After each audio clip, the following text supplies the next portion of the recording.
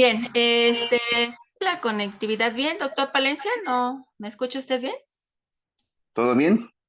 Perfecto, entonces, concluyendo, ¿no? Y apoyando su participación muy acertada, que sí, debemos hacer equipo definitivamente y parte de nuestra metodología, de nuestra intervención, es precisamente programación en donde nosotros estamos totalmente capacitados, todos los trabajadores sociales, para implementar aquellas estrategias innovadoras y sobre todo en algo tan importante y tan cotidiano que a veces, como usted comenta, ¿no? El simple hecho de conocer qué tipo de empaque, de recipiente yo puedo eh, utilizar para guardar verduras, mis frutas. No es lo mismo guardar el queso en el refrigerador que a lo mejor verduras, ¿no? Entonces, carne sobre todo, ¿no?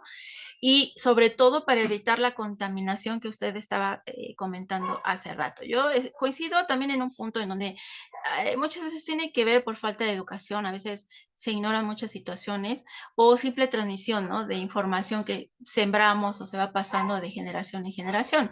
Y aquí vamos a empezar con algo más complejo y que es controversial y que ya usted estaba dando pauta.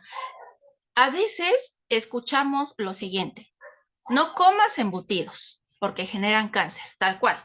La verdad es que se sigue escuchando.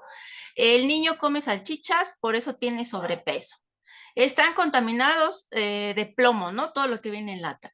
Provocan enfermedades, se pierden nutrientes y entonces caemos en esta información que más allá de ayudarnos, pues puede impactarnos de manera negativa, ¿no? Doctor Valencia, aquí le voy a agradecer, ¿no? Su apoyo.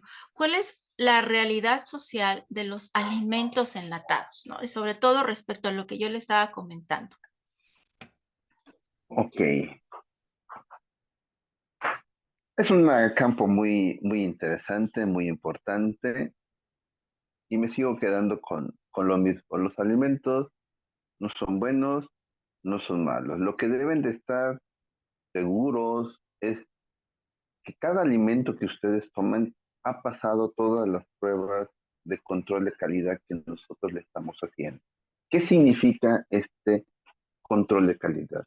Significa que dentro de la fecha preferente de consumo, que algunas veces la conocemos como la fecha de caducidad, nuestro alimento va a cumplir todas las características que vienen declaradas en su empaque. No le puedo decir tiene esto, tiene el otro, porque cada alimento es un alimento totalmente diferente. Lo que sí le puedo decir es que si el alimento le dice en su contenido nutricional aporta tanto, tanto, tanto, durante ese periodo va a aportarlo sin ningún problema. Vienen los procesados. Les comentaba al inicio de que el objetivo del alimento es nutrir y saciar. ¿Qué significa evitar que se nos desperdicie? ¿Cómo podemos evitar que se nos desperdicie un alimento? Por ejemplo, voy a poner un caso muy concreto que siempre pongo, que es la manzana. Yo tengo una manzana, ¿cómo puedo utilizar esa manzana? ¿Para qué estuvo diseñada esa manzana? Para que no la comamos. Si nosotros la comemos, se acabó el problema, ya comimos la manzana, cumplió su objetivo. La cuestión es de que muchas veces no tengo una manzana, sino que tengo un montón de manzanas y esas no me las voy a poder comer en este momento. ¿Qué debo de hacer? Pues debo de hacer que esa manzana, en vez de que me demore un día, me pueda demorar 5 días, me puede demorar 6 días, o me puede demorar un montón de días. A eso, ¿cómo le llamamos? Le llamamos a llamar conservación de alimentos. ¿Qué podemos hacer? Un montón de cosas. Otro ejemplo muy fácil, el pan. El pan de sal. Normalmente lo conocemos. Si nosotros dejamos el pan de sal al medio ambiente, lo que va a pasar es que se nos va a poner duro. ¿Qué le hacemos? Bueno, lo metemos en una bolsita y lo cerramos. Y con eso nos va a demorar 2 o 3 días. Ahí ya hicimos nosotros un proceso de transformación. ¿Qué hicimos? Bueno, pues el pan le pusimos una barrera, evitamos que el oxígeno llegara al pan, evitamos que realizaran algunas ciertas reacciones y podemos darle más vida de útil. Lo mismo hacemos con las verduras, por el hecho las metemos al refrigerador. Ya sabemos que metiéndolos al refrigerador demoran más. Realmente, ¿qué estamos haciendo? Estamos haciendo un método de conservación, que significa que el proceso de madurez de la fruta va a seguir, sin embargo, como vamos a bajar la temperatura, este proceso lo vamos a disminuir y entonces en vez de que se me eche a perder en un día, se me va a echar a perder en 5. Y así le podemos seguir por un montonal. Entonces, una buena forma es conservar el producto de forma original. Lamentablemente, también vamos a tener unos límites. Es decir, la manzana la puedo congelar, la puedo empacar, le puedo hacer muchas cosas, pero va a tener una vida útil determinada. Y yo quiero seguir aprovechando esta manzana, a lo mejor ya no la voy a mantener como una manzana, sino que la voy a transformar. Y entonces esta manzana la puedo hacer jugo de manzana, la puedo hacer mermelada de manzana, etcétera, etcétera. Y entonces ya la transformé, ya le cambié cosas, perdón, y puedo yo hacer que esta manzana me demore todavía más tiempo. ¿Qué más le puedo hacer? Pues puedo descomponer a la manzana, puedo quitarle algunas vitaminas, algunos minerales, algunos colorantes, algunos sabores, algunos olores. Literalmente ya casi podemos hacer todo. Pero ¿qué es lo que siempre queremos? Que nos demore, que nos demore, que nos... Entonces, ¿eso es malo? No, no es malo. Como había dicho usted anteriormente, la vida actual es muy rápida. El hecho de que la mamá se queda, o la mujer se quedaba en casa preparando los alimentos, educando a los hijos, no le puedo decir que ya no, porque todavía lo hacen, pero todavía le agregaron otro trabajo que es donde tiene ella que salir a trabajar y entonces lo que hacía ahora lo tiene que hacer más rápido. Y ahí es donde entra la industria de los alimentos, donde nosotros vamos a poder dar este tipo de productos y ellos deben de tener el conocimiento y la confianza de que nuestros alimentos van a ser de la misma calidad que nosotros, ¿De ¿de acuerdo? acuerdo? En En este, este caso, por ejemplo, en el caso de los enlatados, no le voy a mentir que las latas tenían plomo. Claro que tenían plomo, pero estoy hablando que fue hace 60, 70, 80 años. ¿Por qué? Porque no lo sabíamos. ¿De acuerdo? Ahorita las latas tienen plomo. No, no les va a dar plomo, para nada. Las latas son importantes, es el principal método de conservación que nosotros utilizamos. Que enlatamos prácticamente todo. Es muy importante, sí. Hay tendencias ahorita que dicen que lo natural, que lo orgánico, etcétera, etcétera. Ahí es otro tema de debate que habría que nos llevaría también otro día estar platicando con cada uno de ellos, pero les puedo decir, no hay ningún problema en todos los industrias, no hay ningún problema en todos los activos, no hay ningún problema en lo que nosotros vamos a realizar, pero tengamos cuidado. Vamos a entrar en otro factor. Específicamente, usted comentaba la salchicha. ¿La salchicha es mala? No. ¿Es un embutido? Sí, pero estaríamos hablando, ¿y de qué salchicha estamos hablando? Porque ustedes sabrán que pueden ir al súper y van a encontrar salchicha, no sé, de 50 pesos el kilo, pero también podemos encontrar salchicha de 500 pesos el kilo. Y la pregunta es, ¿una es mejor que otra? ¿Una me hace más daño que la otra? La respuesta es no, no nos va a hacer daño. Una es mejor que la otra, ahí sí le tengo que dar la respuesta afirmativa. ¿Qué significa? Recuerden, todos los alimentos cumplen dos funciones, nutrir, saciar. ¿Qué vamos a tener? Pues los nutrientes que van a tener, las composiciones que podemos llegar a tener. Una salchicha, pues teóricamente debe ser mayoritariamente de carne, para que me dé proteínas y yo la puedo trabajar. Sin embargo, esa salchicha me va a salir cara. Y entonces tenemos el otro problema, que es el problema económico. No puedo comprar esa salchicha. ¿Qué hacemos? Bueno, pues hacemos una salchicha con un poquito menor de contenido de carne, o hacemos una mezcla de carnes que no sean de las mismas, a lo mejor no es toda carne de res, hacemos una mezcla de carne de pavo, con cerdo, con res, etcétera, etcétera. ¿Qué cambia?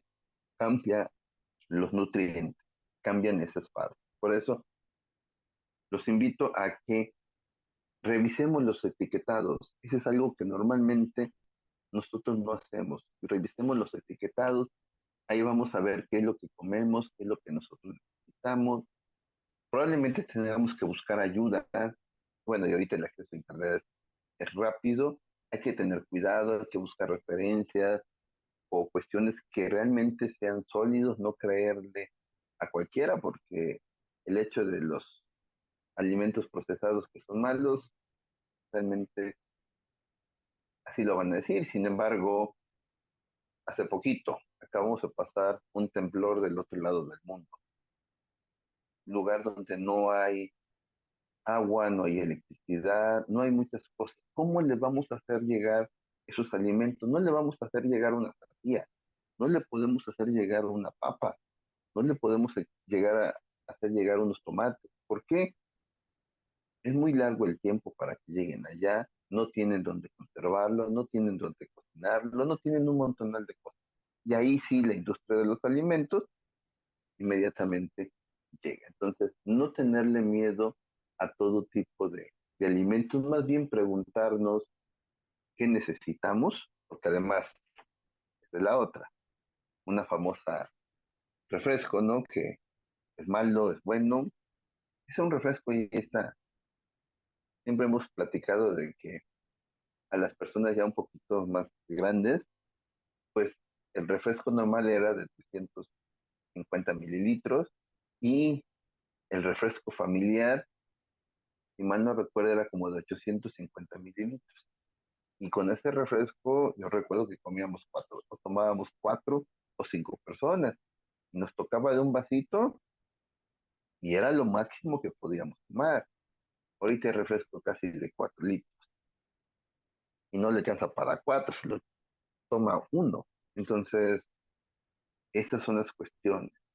¿Qué otra cosa tenemos que conocer? Por ejemplo, si tenemos que conocernos, tenemos que adentrarnos un poquito más sobre los componentes que tenemos.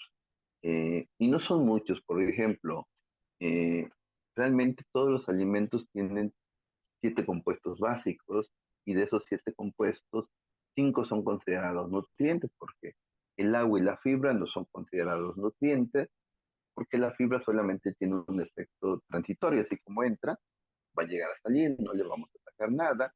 El agua tampoco nos va a dar como nutriente nada, si nos sirve para muchas cosas. Pero recordemos que el 70% de nuestro cuerpo es agua, entonces es la parte.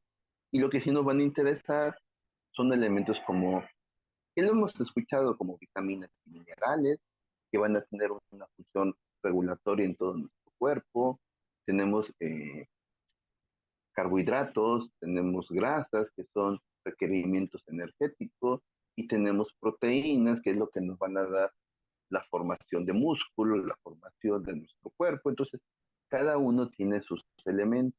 Nosotros debemos de consumir los, los requerimientos necesarios para nosotros, no para mi amigo, no para mi hijo, no para mi hermano, porque somos dos cuerpos diferentes.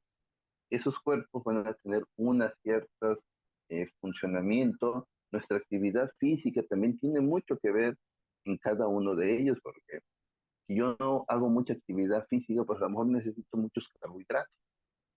Si no hago tanto actividad física, a lo mejor tengo que evitar ese tipo de carbohidratos. Y entonces, es todo un mundo, a lo mejor en una siguiente plática les podría mostrar más o menos cómo podríamos hacer estos cálculos de los requerimientos, porque es muy, muy importante, aunque por eso hay especialistas en cada uno de ellos. Por ejemplo, hablando de proteínas, porque hay proteínas en todos lados, pero debemos saber que, por ejemplo, no todas las proteínas son iguales. ¿Qué significa? Que sí siguen siendo proteínas, tienen esas características, pero nuestro cuerpo no las va a aprovechar de manera adecuada. Yo le puedo decir que la proteína más adecuada es la proteína de res, donde aproximadamente el 80% nosotros la asimilamos. Comparado, después seguiría la del huevo y empezamos a bajar. Entonces, aunque yo tome la misma cantidad de proteínas, bueno, no las puedo yo asimilar. Y eso va a involucrar un montón de cosas, un montón de cambios que vamos a estar manejando. En este caso también les puedo decir, dijeron por ahí, un enemigo natural del ingeniero en alimentos, el nutriólogo.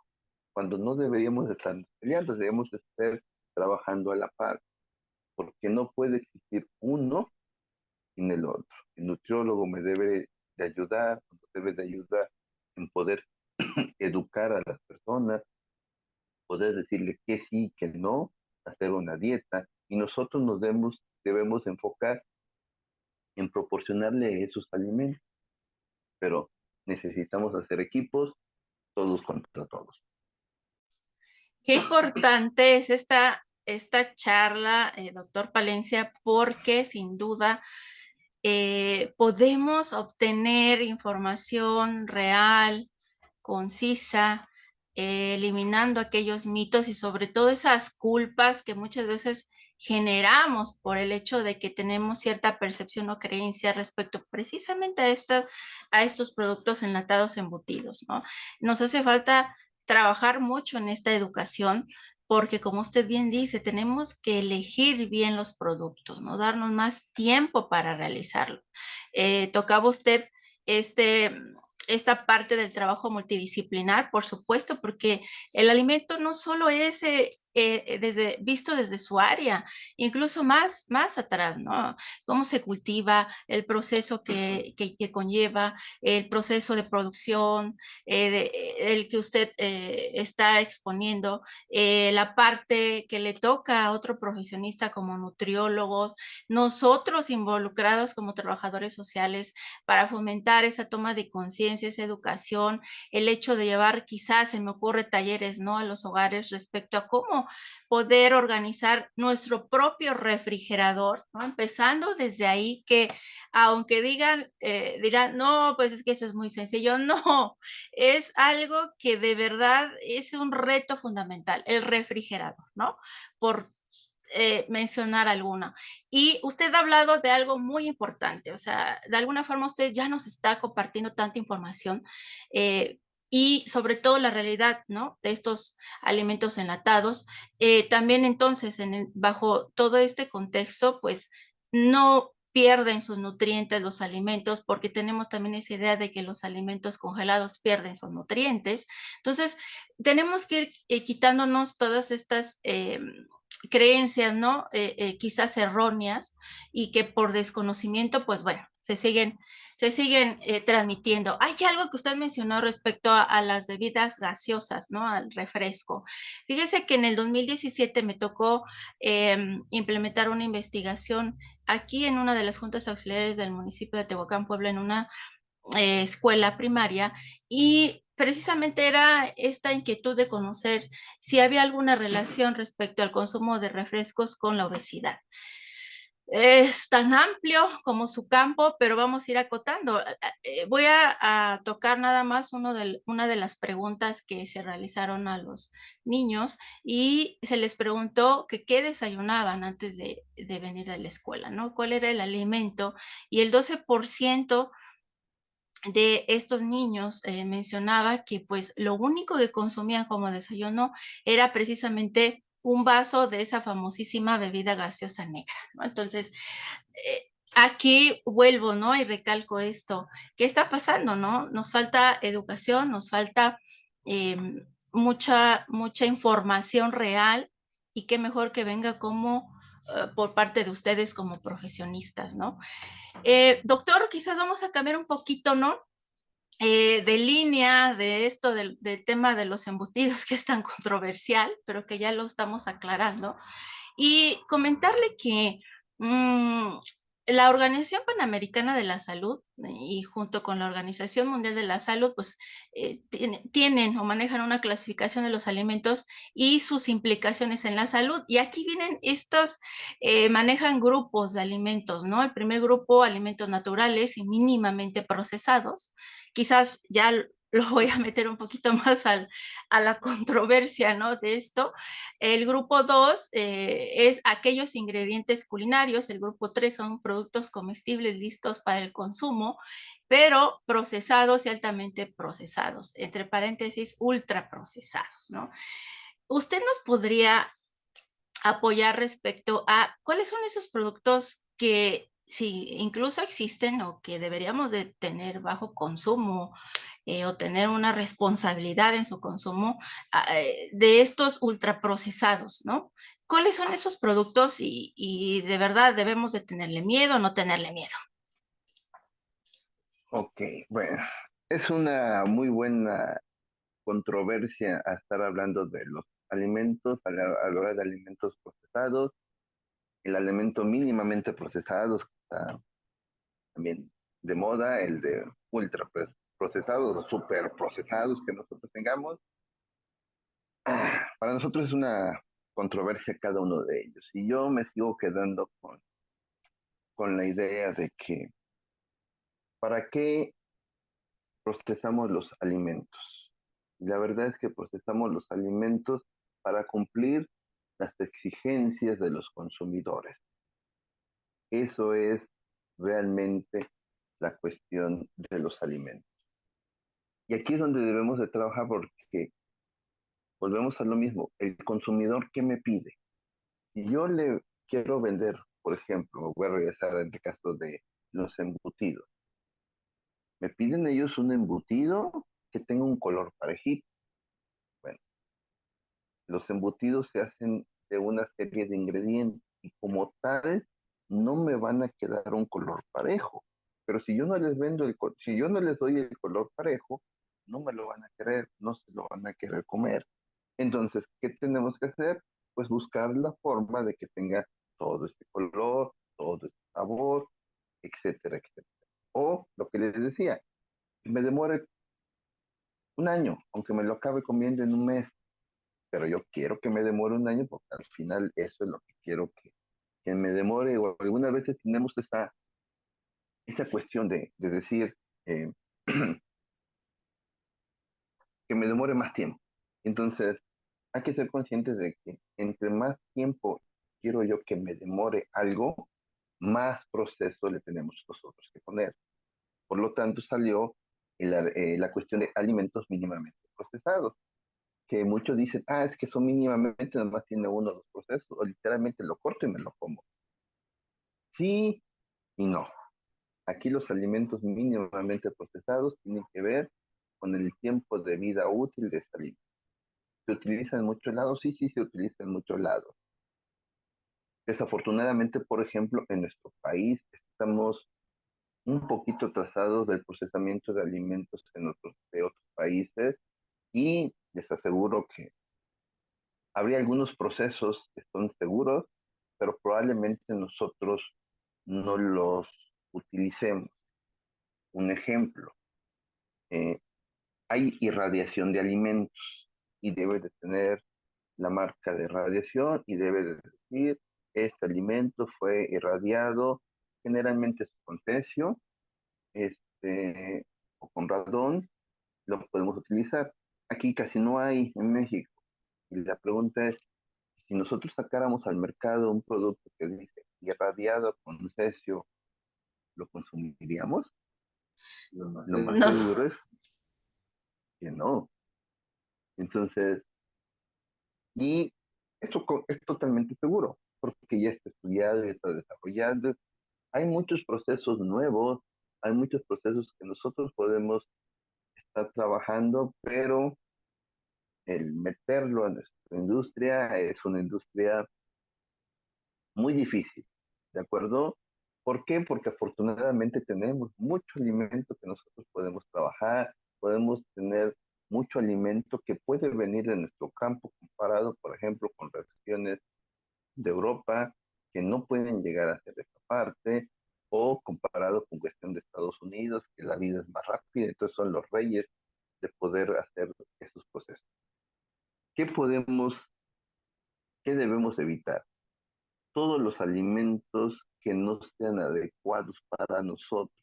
Yo no le puedo decir, no quitemos el pan, quitemos las galletas, quitemos los procesados, quitemos la harina, porque va a depender de lo que nosotros estamos haciendo. Un ejemplo que siempre les pongo a mis estudiantes es Michael Field, que fue un campeón olímpico de natación. Pues el desayuno que él se comía o que él necesitaba para poderlo hacer, si nosotros nos los comemos nos da un paro cardíaco porque nos tapamos todas nuestras arterias, porque no está diseñado para nosotros, que a nosotros nos puede hacer muy mal, pero es lo que él necesita para que se desarrolle. ¿Por qué? Porque sus requerimientos físicos son totalmente diferentes. Sí, obviamente hay que tratar de buscar los nutrientes necesarios que nosotros necesitemos. Recuerden, los nutrientes son carbohidratos, proteínas, grasas o lípidos, vitaminas y minerales. Si nosotros buscamos tener esa cantidad, esas condiciones, pues vamos a tener muchas cuestiones muy buenas. Claro, hay alimentos que se llaman alimentos chatarra porque su objetivo principal no es nutrirlos, su objetivo principal es saciarnos, es cumplir un antojo, es porque hoy me siento mal, entonces me voy a comer algo, no necesito dulce, o necesito salado, o necesito picante, porque esa es la otra. Hay una gran marca o hay muchas marcas de comidas rápidas que nos venden hamburguesas, papas y todo, y le echamos la culpa de todo ello. Sin embargo, yo diría que no son tan malas. El problema es que si nosotros lo comiéramos una vez por semana, una vez por cada 15 días, no tendría ningún problema. Lamentablemente hay gente que come mañana, tarde y noche eso y todos los días. Entonces vamos a tener un gran problema. Hablando de esas cadenas, por ejemplo, que surgieron en Estados Unidos, también surgieron los signos de alerta, porque ya peleamos el primer lugar de obesidad con ellos. Lamentablemente así está sucediendo.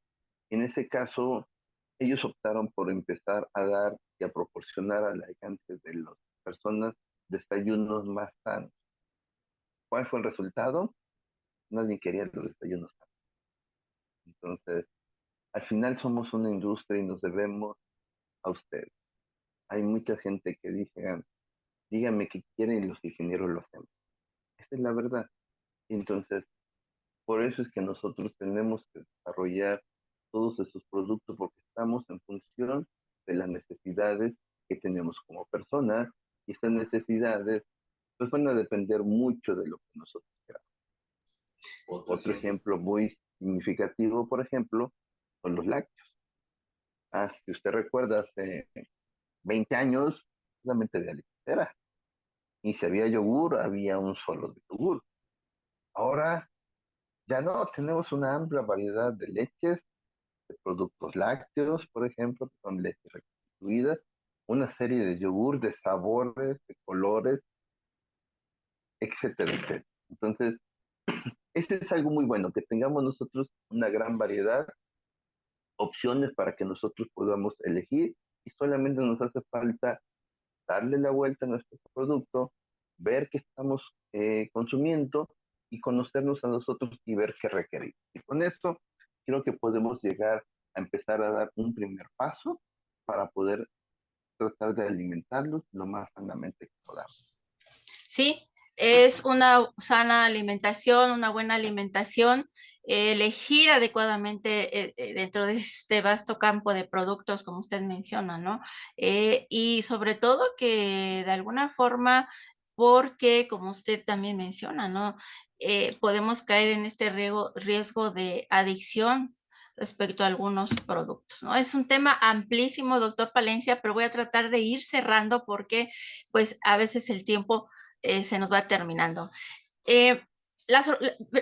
tocando otra vez, ¿verdad? Y retomando a la Organización de las Naciones Unidas para la Alimentación y la Agricultura, FAO, que también debe ser una de sus instituciones rectoras, pues menciona y señala que las mujeres producen entre el 60 y el 80% de los alimentos en los países en desarrollo y la mitad de los de todo el mundo. Sin embargo, apenas está empezando a reconocer su papel clave como productoras y suministradoras de alimentos. Por tanto, para ir cerrando, que ya tenemos poco tiempo y quizás hacemos otra sesión después ampliando toda esta información.